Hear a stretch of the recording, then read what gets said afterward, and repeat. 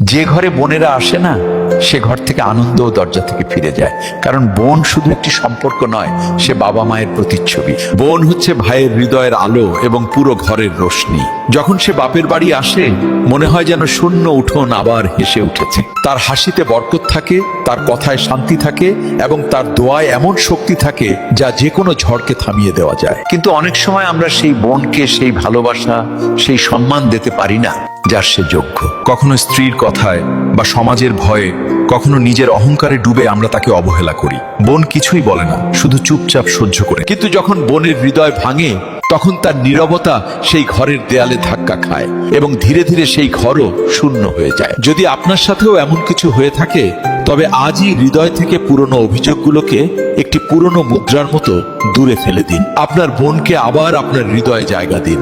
তারপর দেখবেন ৩-৪ মাসেরই মধ্যেই আপনার ঘর আবার হেসে উঠবে, সমস্ত আনন্দ ফিরে আসবে এবং আপনার হৃদয়ও শান্তি পাবে। একবার চেষ্টা করেই দেখুন, বোনের ভালোবাসায় সৃষ্টিকর্তার রহমত লুকিয়ে থাকে। আর যদি এই কথাগুলো আপনার কাছে সত্যি মনে হয়, তবে এই ভিডিও শেয়ার করুন, যাতে অন্য কোনো বোনও আবারও হাসতে পারে